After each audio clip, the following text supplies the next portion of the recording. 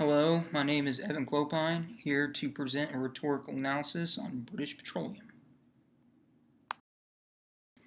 Headquartered in London, England, British Petroleum, BP for short, was founded in 1909 as the Anglo-Persian Oil Company, 110 years old.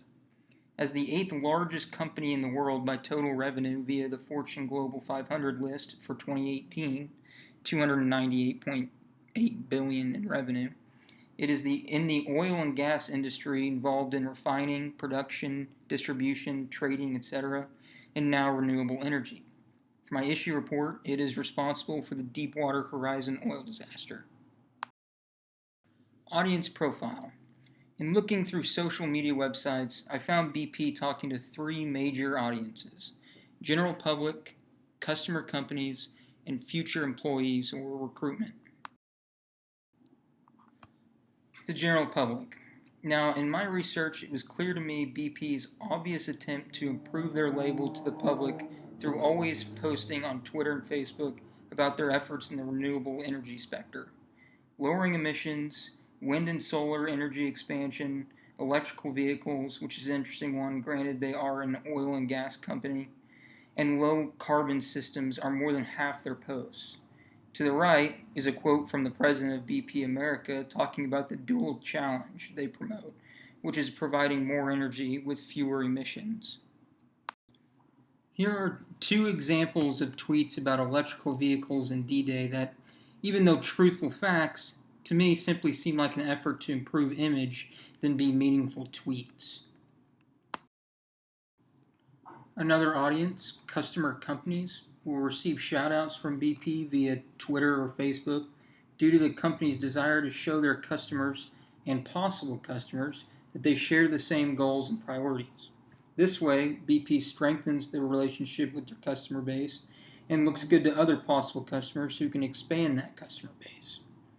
American Wind Energy Association and the Ohio gas station were examples of those shoutouts. And here are two other examples of BP giving attention to an airport and gas station.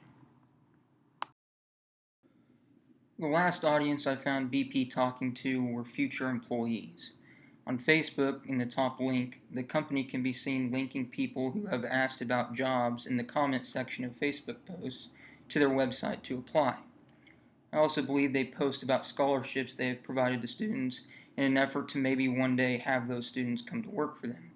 An example of this is the picture to the right, where 100 people out of Egypt are provided scholarships to schools in the UK, in which the company is conveniently based out of. Lastly, on the recruiting front, I believe BP will promote branches of their company to give off an attractive environment that can lure new employees, like here, raising money for the American Cancer Society, or the Houston branch being named one of the healthiest employers. Company profile. Now, BP puts forth extreme effort to show they are environmental friendly in the new media, like posting about solar energy they generate that can power 2 million homes, or wind energy that provide enough for all the homes in a city as large as Dallas. But they aren't putting out there the whole truth, and this is where I believe their credibility is damaged. BP is the 6th largest oil and gas company in the world, and it's where they make the most of their money. So it's ironic that what they promote in the social media are things that actually hurt their revenue. And the public knows this and lets BP know that they know. The company has 194,000 followers on Twitter, which is over 100,000 less than ExxonMobil's 304,000, who are a key competitor of theirs. Here are some examples of Facebook comments where people are being highly critical of BP. Demanding they stop drilling for oil, telling them that 97% of their spend is still on oil and gas, saying the company needs to actually care about the planet and that they're a disgrace. So it is clear to this day that BP still struggles in the new media due to the oil spill. Communication strategy. BP's approach is to emphasize safety and respect. In the top link, you will find those two words are their top two values. Comments on the website page include they rely on the safety of their communities, the safety management of the environment, and that they respect the world in which they operate. Their YouTube homepage, in the second link, follows this strategy. Many videos are about respecting the world by lowering emissions and providing or creating low carbon systems.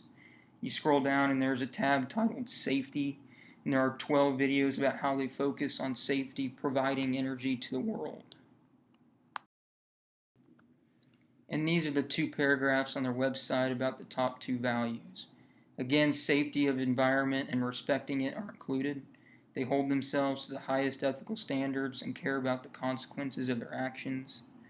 Now, while the strategy's success is questionable, it is understandable due to their mistakes damaging the environment and putting their ethical standards very much in question. Okay, issue report. On April 20th, 2010, British Petroleum was responsible for the Deepwater Horizon oil disaster. An oil rig, which was named Deepwater Horizon, planted in the Gulf of Mexico, exploded after high-pressure methane gas leaked up to the rig from the oil well through pipes connecting the two. Before the leak, cement was inserted into the pipes as a normal procedure to seal the oil well shut. The cement, along with other safety systems, for unknown reasons, failed, and the oil rig eventually became overwhelmed with flammable gas and ignited.